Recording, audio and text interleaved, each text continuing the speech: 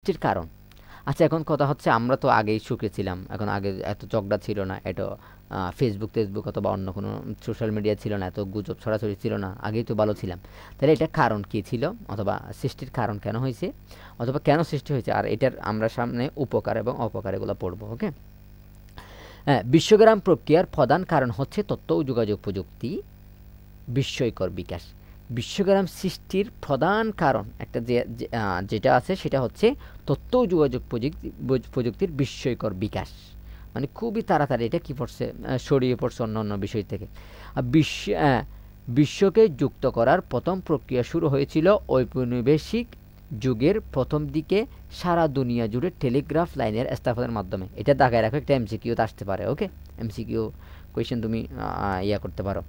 পরীক্ষার আগের দিন রাতে দৌড়াদৌড়ি না করে মাঝে মধ্যে একটু ক্লাসটা দেখে নিবা। জাস্ট আমাদের এখানে কিন্তু প্রতিটি ক্লাসের নিচে একটা একটা কী থাকবে, ক্লাস এক্সাম লিঙ্ক থাকবে, ওখানে এক্সাম দিয়ে দিবা। এক্সাম দিলে তুমি আস্তে আস্তে নিজেকে ইমপ্রুভ করে ফেলতে পারবা। ওকে, দেখো এটা কি বলছে, ঔপনিবেশিক যুগের প্রথম দিকে সারা দুনিয়া জুড়ে টেলিগ্রাফ লাইন। আমরা আগে এত বড় টেলিফোন নিয়ে আমি হয়তো দেখি না, আমি নিজেও এরকম ফিজিক্যালি দেখিনি, জাস্ট আমরা ফিল্ম অথবা মুভিতে এরকম দেখা হয়েছে। এর তাহলে এগুলো হচ্ছে টেলিগ্রাফ লাইনের মাধ্যমে এই পৃথিবীতে কি ফার্স্ট অফ অল টেলিগ্রাফ লাইনটা আমাদের স্থাপন করা হয়েছে, এরপর টেলিফোন আসছে, এরপর আস্তে আস্তে অনেক এই যে আজ পর্যন্ত আসছে আর কি। তাহলে এটা হচ্ছে মেন কারণ। তা আচ্ছা, এখানে কিছু একটা ইতিহাস দেওয়া আছে, ইতিহাসটা আমরা একটু পড়ি, দেখি কি কি বলা আছে এখানে। বিংশ শতাব্দীর মাঝামাঝি সময়ে কম্পিউটারের উদ্ভাবন ঘটে এবং 1969 সালে মার্কিন যুক্তরাষ্ট্রের প্রতিরক্ষা দপ্তরের উদ্যোগে উদ্যোগে কী করা হয় বলতো, এটার হ্যাঁ অরপানেট অথবা আরপানেট বলতে পারো তুমি, আরপানেট তো বলে না, অরপানেট বলে আর কি। হ্যাঁ, তাহলে নামক প্রজেক্টের মাধ্যমে শুরু হয় ইন্টারনেট 1969 সালে। প্রথম প্রজেক্টের নাম কি বলতো, অরপানেট। তাহলে এটা কারা পরিচালনা করেছিল, সেটা হচ্ছে যুক্তরাষ্ট্রের প্রতিরক্ষা দপ্তর আর ডিফেন্স, অর্থাৎ সেনাবাহিনী টাইপের আর কি। তাহলে দেখো, ইন্টারনেট এবং ইন্টারনেট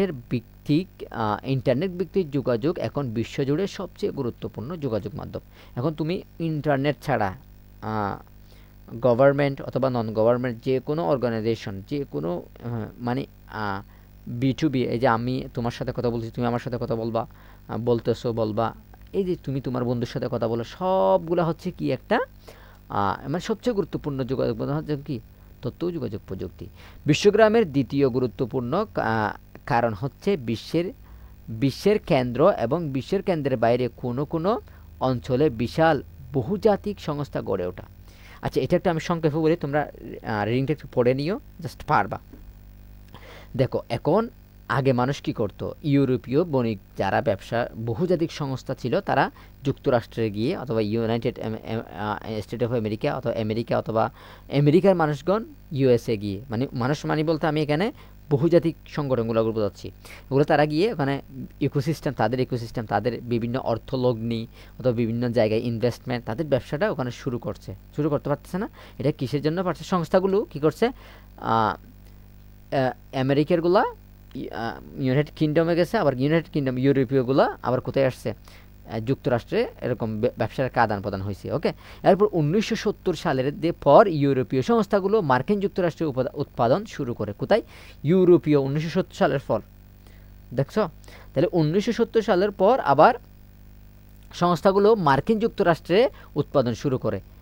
একই সময়ে জাপানি সংস্থাগুলো দক্ষিণ পূর্ব এশিয়ার উৎপাদন শুরু করে। এভাবে বহুজাতিক সংস্থা অর্থনৈতিকভাবে একীভবনে গুরুত্বপূর্ণ ভূমিকা পালন করে। এই যে আজকে অর্থের মানুষ এই পৃথিবী আজ থেকে 2-3 হাজার বছর থেকে শুরু আগে থেকে 2000 সাল পর্যন্ত অথবা এর আগ পর্যন্ত 1000 সাল পর্যন্ত, প্রায় 1000 বছরে ওনারা যে ইমপ্রুভমেন্টটা আনতে পারে না, আমরা 200 বছর 100 বছরে কিন্তু সেই ইমপ্রুভমেন্টটা আমরা করে ফেলেছি। মানে এটা অনেক তথ্য অথবা অনেক অর্থনৈতিকভাবে যে একটা ইমপ্রুভমেন্টের দরকার, সেটা আমরা করতে পারছি। এটা কেন পারছি বলতো, এই যে আমাদের বৈশ্বিক তথ্য প্রযুক্তির বিপ্লবের ফলে। এটা মনে রাখো। জাস্ট তোমাদের এখন এরকম কোনো কোয়েশ্চেন দেওয়া হবে না, তোমার বহু লিখতে হবে এরকম না, জাস্ট তুমি রিডিংটা পড়ো, আমার কথা আমি যেগুলো বলছি সেগুলো শুনতেছো না, তুমি পরীক্ষায় গিয়ে এখান থেকে কোনো একটা লাইন লিখে দিবা, 10টা 20টা লাইন লিখে দিবা, জাস্ট পারবা। ওকে, এটা মনে করো না যে এই যে আমি কখনো এটা মনে করবে না যে আমি কোনো একটা জিনিস লিখতেছি এটা মনে হয় হবে না বা এরকম। তুমি সঠিক তথ্য যদি পড়ে থাকো নিশ্চয়ই তোমার কাছে এখানে 80% তোমার মাথায় থেকে যাবে। ওকে, তো এখন আমাদের একটা বিষয়, বিশ্বায়নের বৈশিষ্ট্য। হ্যাঁ, বিশ্বায়নের বৈশিষ্ট্য কি? বিশ্বায়নের 4টি মূল বৈশিষ্ট্য লক্ষ্য করা যায়। বিশ্বায়নের মূলত 4টি মূল বৈশিষ্ট্য কি আছে লক্ষ্য করা যায় অথবা প্রত্যক্ষ করা যায়। একটা হচ্ছে কি, ভৌগোলিক অবস্থানের ঊর্ধ্বে সামাজিক নতুন বিন্যাস, যার মাধ্যমে দূরের মানুষের সাথে তাৎক্ষণিক যোগাযোগ এবং সম্পর্ক স্থাপন করা। আচ্ছা, আগে আমরা কার সাথে সবচেয়ে সম্পর্ক বেশি ছিল? যার সাথে ভৌগোলিক অবস্থান খুব কাছাকাছি। ওকে, এখন কিন্তু এটা হচ্ছে না। এখন আমরা ভৌগোলিক অবস্থানের কাছাকাছি না হইলেও পৃথিবীর যে কোনো প্রান্ত থেকে মানুষ আমরা একে অপরের সাথে কানেক্টেড হতে পারতেছি। ওকে, এটা হচ্ছে কি একটা মানে ওই যে অবস্থানের ঊর্ধ্বে, মানে এটা বোঝাচ্ছে যে তোমার ভৌগোলিকভাবে কাছাকাছি না হলেও তোমরা কি একটা কানেক্টিভিটি অর্জন করতে পারতেছো, তোমার সম্পর্ক স্থাপন করতে পারতেছো। এই সামাজিক সম্পর্কের মধ্যে ক্ষমতার নতুন বিন্যাসও তৈরি হয়েছে। এখন এই সামাজিক সম্পর্ক না, আবার ক্ষমতার নতুন বিন্যাসও তৈরি করা একটা হয়েছে। হ্যাঁ, তাহলে এখন এরপরে এটা উদাহরণ দিতে অনেক কিছু আছে, আমি ক্লাসটা লম্বা করতেছি না। তারপরে তোমরা না বুঝলে কিছু বলা থাকলে ভাই একে কল দিবা, অথবা তোমার আমাদের একটা টেলিগ্রাম অথবা আমি এরকম একটা কোনো একটা গ্রুপ খুলে ফেলবো, তোমরা ওখানে থাকবা, যে কোনো সময় কোয়েশ্চেন আসলেই জিজ্ঞেস করবা জানার থাকলে। ওকে, বিশ্বব্যাপী সামাজিক সম্পর্কের এবং বিনিময়ের ব্যাপ্তি, গভীরতা এবং গতি এবং আবার কি দিছে এবং এমন দিছে সবগুলা, এবং প্রভাব ক্রমাগত বৃদ্ধি পাচ্ছে। আচ্ছা দেখো, বিশ্বের বিনিময়ের ব্যাপ্তি, বিনিময়ের ব্যাপ্তি মানে বুঝছো, মানে পণ্য আদান প্রদান এইটা। তারপরে গভীরতা, গতি এবং প্রভাব ক্রমাগত কি আছে বৃদ্ধি পাচ্ছে। তারপর নতুন নেটওয়ার্ক এবং যোগাযোগের গ্রন্থি সৃষ্টি হয়েছে, নতুন নতুন জায়গার সাথে মানুষের আপ টু ডেট কানেক্টেড হচ্ছে মানুষ। তারপর কি করতেছে, নতুন কিছু আবিষ্কার করতেছে, এটা হচ্ছে কি গ্রন্থি সৃষ্টি হচ্ছে। অনেক সমাজবিজ্ঞানী একে জ্ঞান ভিত্তিক সমাজ ব্যবস্থা বলে অভিহিত করেছে, যদিও পশ্চিমা দেশসমূহ উৎপত্তি তারপর কি আছে, তথাপি এটি ক্রমশ যোগাযোগ নেটওয়ার্কের মাধ্যমে সারা বিশ্বে ছড়িয়ে পড়ছে। তাহলে অনেক সমাজবিজ্ঞানী অথবা সমাজ যারা সমাজ নিয়ে একটু গবেষণা করেন তারা বলতে চাচ্ছেন যে এটা বিজ্ঞান ভিত্তিক সমাজ, যদিও বা এটা অনেকেই বিশ্বাস করতে চায় না। ওকে, কেন বিশ্বাস করতে চায় না সেটা আমরা পরে দেখব। তাহলে বিশ্বায়ন কোনো একমুখী প্রক্রিয়া নয়। ওকে, এটা একটু গুরুত্বপূর্ণ। একমুখী প্রক্রিয়া নয়, দ্বিমুখী অথবা বহুমুখী হতে পারে। দুটি বিপরীত ও অনেকের মতে দ্বান্দ্বিক মানে বুঝছো দ্বন্দ্ব আর কি, তাহলে প্রক্রিয়া এবং এর সাথে জড়িত। এর প্রথমটি হচ্ছে বিশ্বমুখী মুখীনতা বা গ্লোবাল, যার মাধ্যমে বিশ্বের ভিন্ন ভিন্ন সমাজ প্রতিষ্ঠা এবং সংস্কৃতির সমরূপ ধারণ করে। দেখো, কোনো একটা জিনিস আমাদের গ্রামে কি হইতো বলতো, আমাদের যখন গ্রামে আর শহরে অনেক ডিফারেন্স ছিল। এখন গ্রাম থেকে অনেক ভালো ভালো কন্টেন্ট ক্রিয়েটর বা অনেক ভালো ভালো ইনফ্লুয়েন্সার অথবা অনেক ভালো ভালো জ্ঞানী মেধাবী ছাত্র মানে অনেক ভালো কিছু করতেছে, অনেকে আবার ফ্রিল্যান্সিং বা এই ধরনের সেক্টর অনেক কাজ করতেছে। হ্যাঁ, তাহলে এগুলো সবগুলো কি আমরা একটা উদাহরণ ধরতে পারি না, বিশ্বমুখিতা অথবা গ্লোবালের একটা উদাহরণ হিসেবে নিতে পারি না? অবশ্যই নিতে পারি। হয়তো আমরা এখন বলবো স্যার আমাদের সবগুলোকে আমাদের নিজেরা যদি আমরা উদাহরণ হয়ে যায় বাকিগুলা কি হবে?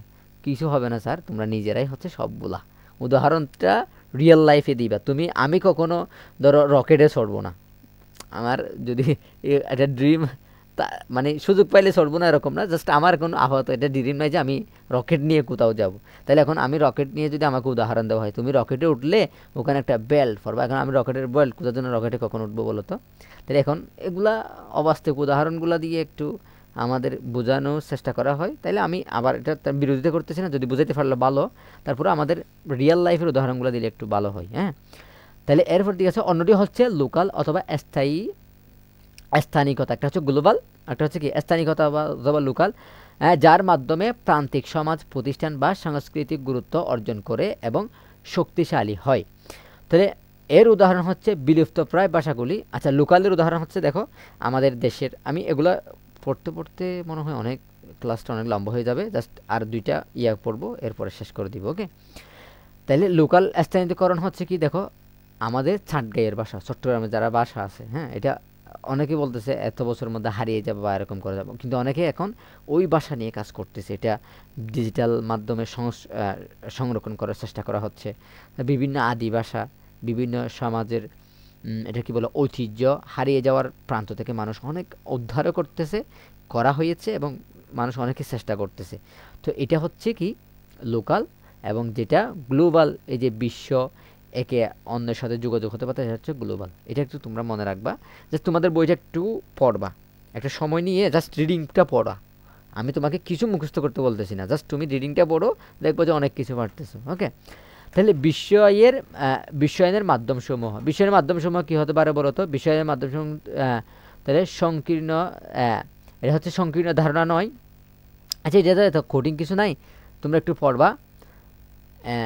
বিশ্বায়নের মাধ্যমসমূহ কী কী হতে পারে এটা একটু তোমরা দেখো, এটা একটু এত কোডিং কিছু হবে না, জাস্ট আমি একটু বলি। এসব সংস্থা বিশ্বের যা অর্থনীতি সম্প্রসারণের ব্যাপক ভূমিকা পালন করছে। আচ্ছা, বিশ্বের যত ভালো ভালো বড় বড় প্রতিষ্ঠান আছে, বিশ্ব আর্থিক প্রতিষ্ঠান অথবা আন্তর্জাতিক, আমরা কি বলতে পারি, জাতিসংঘ, আন্তর্জাতিক শ্রম সংস্থা, তারপর বিশ্ব ব্যাংক, এই ধরনের ইয়াগুলো কয়েকটা নাম দিছে আর কি। তথ্য ও প্রযুক্তির বিকাশ, বিশ্ব যাতায়াত ও বিশ্বের ব্যবস্থার পরিবর্তনে বিশ্বের সভ্যতা ও জনসমাজে পরস্পরের নৈকট্য সুদৃঢ় করেছে, আর এসবের ফলে বিশ্বায়ন প্রক্রিয়া হয়েছে ত্বরান্বিত। তাহলে এই যে বিশ্ব যাতায়াতের জন্য একটা তথ্য যোগাযোগ প্রযুক্তি একটা ব্যাপক ভূমিকা আছে, এটার কথা মূলত এখানে বলা হয়েছে, তোমরা একটু দেখবা। হ্যাঁ,